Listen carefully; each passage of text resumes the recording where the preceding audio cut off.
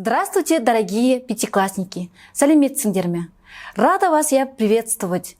Тема нашего урока – литературная сказка. Цель урока – понимать общее содержание текста, владеть словарным запасом, находить имена прилагательные в тексте, в соответствии с установленными критериями, обозначить признак предмета, ответить на вопросы «какой», «какая», «какое», «какие». Находить имена прилагательные в предложениях, дописать окончания существительных и прилагательных, в падежных формах составлять предложения и составлять предложения с прилагательными, высказать мнение по данной теме. Ребята, какие бывают сказки? Сказки бывают народные и литературные. Народные. Автор – народ. Существует в устной форме. Каждая сказка существует в нескольких вариантах. Время создания неизвестно. Литературные. Автор – конкретное лицо, создает в письменной форме. Внесение изменений не допускается. Время создания сказки известно.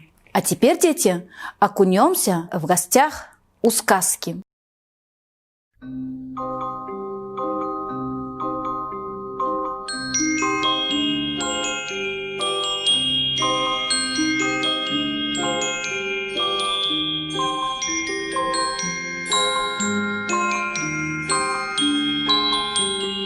Прекрасно, хорошо, дети.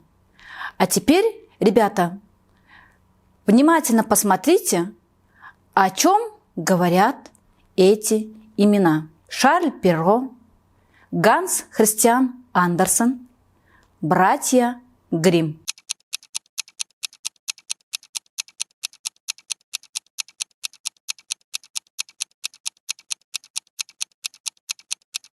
Послушаем и поговорим.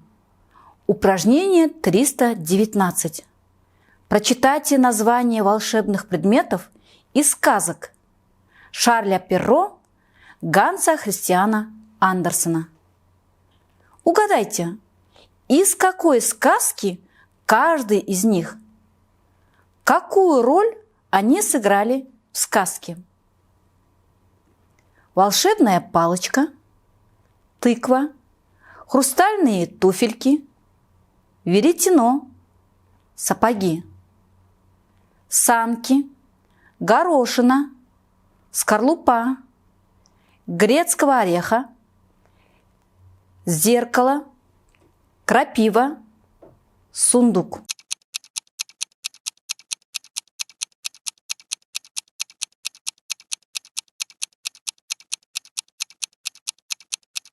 Конечно, дети, прекрасно. Это слова из сказок «Золушка» и «Принцесса на горошине». Следующее задание – упражнение 320. Укажите сказки Ганса Христиана Андерсена, в названиях которых есть прилагательные. Поставьте к ним вопросы. Какие из этих сказок вы читали? Ребята, вспомните главных героев.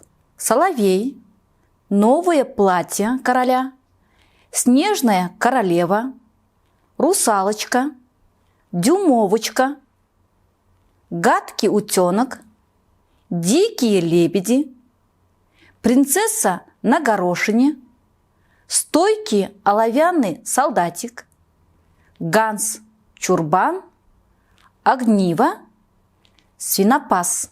Работаем, дети.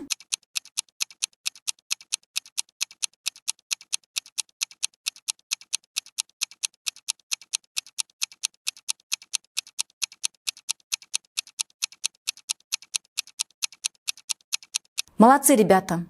Да, эти слова – новое платье короля, снежная королева, гадкий утенок, дикие лебеди, стойкий оловянный солдатик. Следующее задание – упражнение 322. Ребята, найдите словосочетания, в которых есть прилагательные женского рода. Составьте предложение, поставив прилагательные в винительном падеже. Подчеркните их как члены предложения. Внимательно прочитайте и выполните задание.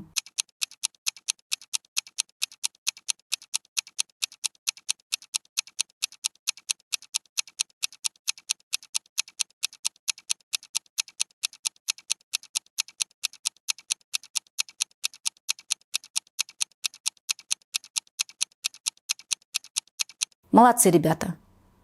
Вы справились с этим заданием. А теперь, дети, учимся применять правила. Чтобы узнать, какое окончание пишется у прилагательного, нужно определить, к какому существительному относится прилагательное, определить род, число и падеж этого существительного и прилагательного. Подставить для проверки вопросительное слово «какой».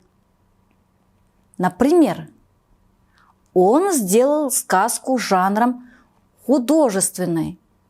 Какой литературы? То есть вопрос «какой?».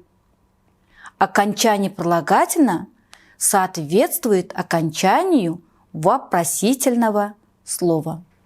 Ребята, для вас есть помощник.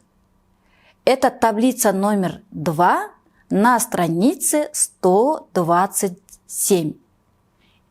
Склонение имен прилагательных женского рода единственного числа.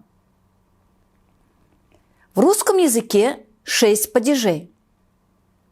Именительный падеж, родительный падеж, дательный падеж, винительный падеж, творительный падеж и предложный падеж. Обратите внимание на вопросы и окончание падежей. Именительный падеж – вопрос «какая?». Родительный падеж – вопрос «какой?». Дательный падеж – вопрос «какой?». Винительный падеж – вопрос «какую?». Творительный падеж – вопрос «какой?». И предложный падеж – вопрос «о какой?». Ребята, получите домашнюю работу. Укажите верные или неверные ответы. На этом урок завершен. Всех благодарю за внимание. Спасибо. До свидания.